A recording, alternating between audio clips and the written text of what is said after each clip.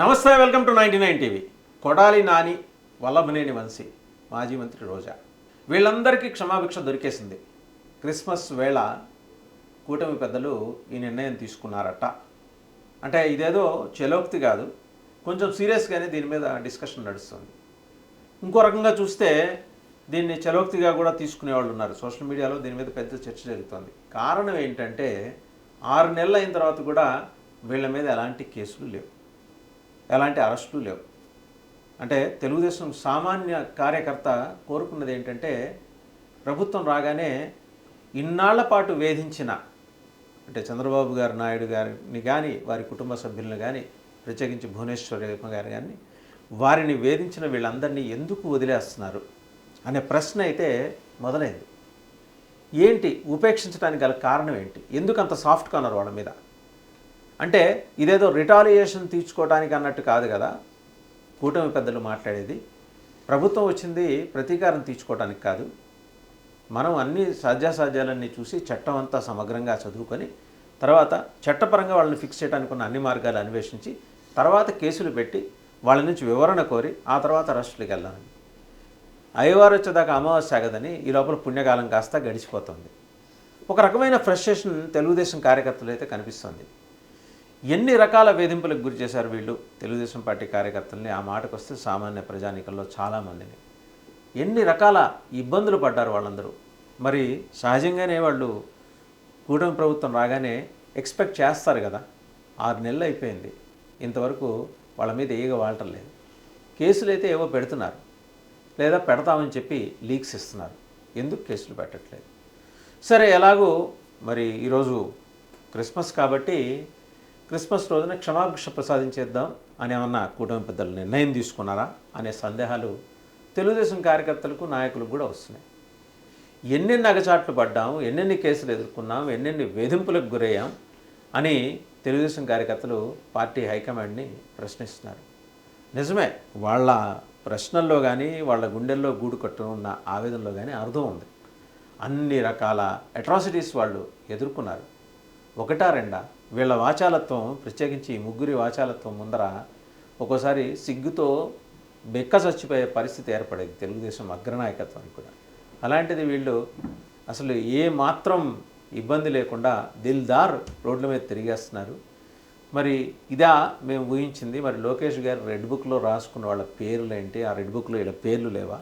లేదా వీళ్ళకి ఏమన్నా సమగ్రంగా విచారించేసి వీళ్ళలో పరివర్తన వచ్చేసిందని అనుకొని వీళ్ళకి క్షమాభిక్ష ఏమన్నా ప్రసాదించేస్తున్నారు? ఏంటిది? ఎందుకంటే ఒక్కసారి కనుక చూస్తే జగన్మోహన్ రెడ్డి గారు 5 ఏళ్ల పాలనలో వీళ్ళ ముగ్గురు ప్రత్యేకించి రెచ్చిపోయిన విధానం మీద ఒకటా రెండా వందల కొద్దీ వేల కొద్దీ ఇన్సిడెంట్స్ ఉన్నాయి, ఉదాహరణలు ఉన్నాయి. అవన్నీ ఉటంకిస్తూ పోతే చాలా సెక్షన్ల కింద వీళ్ళ మీద కేసులు నమోదు చేయాల్సిందే, కేసులు నమోదు చేసి అరెస్ట్ చేయాల్సిందే. ఒక తెలుగుదేశం నాయకుడు అంటున్నారు, జగన్మోహన్ రెడ్డి గారి పరిపాలనలో ముందు అరెస్ట్ చేసిన తర్వాత కేసులు పెట్టేవాళ్ళు, వీళ్ళు కేసులు పెట్టట్లేదు. మా కూటమి వచ్చిన తర్వాత కూడా వీళ్ళ మీద కేసులు లేవు. 41A కింద నోటీసులు పంపిస్తున్నారు, తాత్సారం చేస్తున్నారు. తీరా మోసి వాళ్ళు హైకోర్టుకి లేకపోతే ఆ పైన హైకోర్టు కాదంటే సుప్రీంకోర్టుకి వెళ్ళి యాంటిసిపేటరీ బెయిల్ తీసుకొచ్చేదాకా ఆగి అప్పుడు మూవ్ చేస్తున్నారండి. ఈ వాదనలో కొంత నిజం లేకపోలేదు. జోగి రమేష్ వ్యవహారం కావచ్చు, దేవినేని అవినాష్ వ్యవహారం కావచ్చు, సజ్జల రామకృష్ణారెడ్డి వ్యవహారం కావచ్చు, వర్రా రవీందర్ రెడ్డి వ్యవహారం కావచ్చు, అండ్ అలాగే విక్రాంత్ రెడ్డి వ్యవహారం కావచ్చు.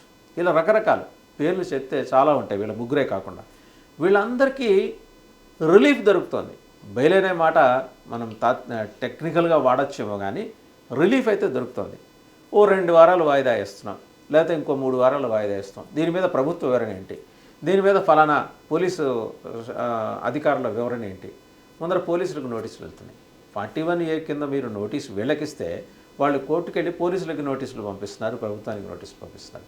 కక్ష సాధింపు అనే ఒక జోనర్ కింద కక్ష సాధింపు అనే ఒక జోనర్ కింద వాళ్ళు దీన్ని హైలైట్ చేస్తున్నారు. సో ఇక్కడ ఏమన్నా పాలక ఎన్డీఏ కూటమి ఫెయిల్ అవుతుందా ఇలాంటి అంశాలను అడ్రస్ చేయడంలో?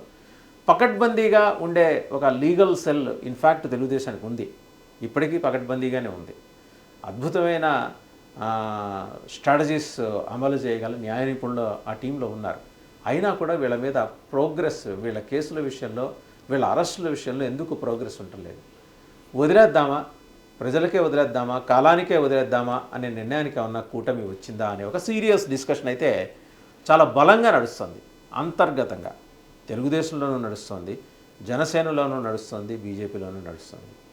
5 ఏళ్ల జగన్మోహన్ రెడ్డి గారి పరిపాలనలో ఎన్ని రకాల అగచాట్లు ఎదుర్కొన్నామో ప్రత్యేకించి ముందర చెప్పిన ఈ ముగ్గురు వల్ల.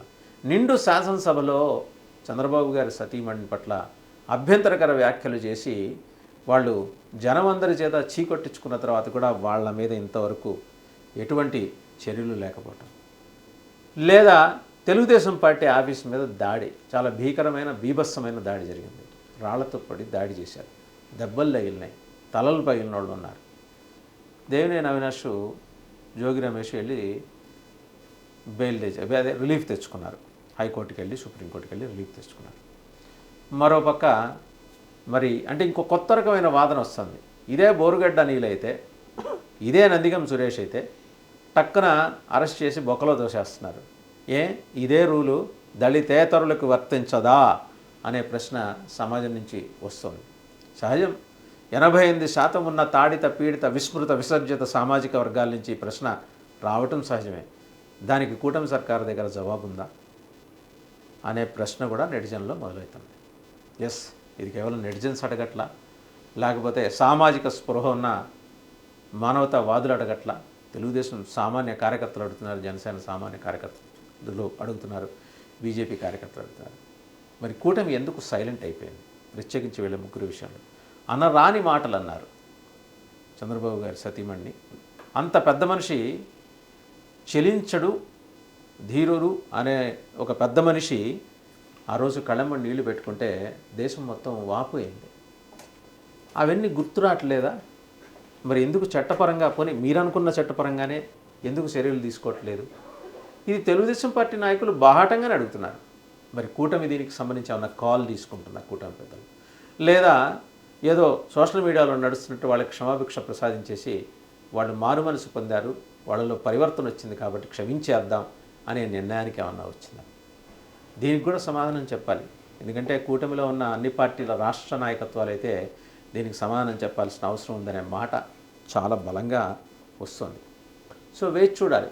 ఒకవేళ నిజంగానే క్షమాభిక్ష ప్రసాదిస్తే కనుక వాళ్ళలో పరివర్తన వచ్చిందని అందరూ అనుకోవాలన్నమాట. కానీ వాళ్ళు సైలెంట్గా ఉన్నంత మాత్రాన వాళ్ళలో పరివర్తన వచ్చిందని అనుకోవడానికి వీల్లేదు. వల్లభనేని వంశీ, కొడాలి నాని ఇప్పుడు ఎక్కడ గూగుల్లో ఎతికినా కనపడలేదు, కానీ రోజా గారు మాట్లాడుతున్నారు, కనపడుతున్నారు, అలాగే మాట్లాడుతున్నారు కూడా. కాకపోతే కొంత సాంద్రతలో తేడా వచ్చిందేమో, కానీ ఇదివరకు 100% అలా మాట్లాడితే ఇప్పుడు 60% మాట్లాడుతున్నారు. కేసులేవి, అరెస్టులేవి తెలుగుదేశం పార్టీ కార్యకర్తలకు ప్రత్యేకించి, ఎందుకంటే ఎన్డీఏ కూటమిలో కీలక పక్షం కాబట్టి తెలుగుదేశం హెడ్ క్వార్టర్స్ నుంచి అందరూ కూడా దీనికి ప్రాపర్ ఆన్సర్లు దొరుకుతుంది, త్వరలో వస్తుందని ఆశిస్తున్నారు. చూద్దాం ఏం జరుగుతుందో.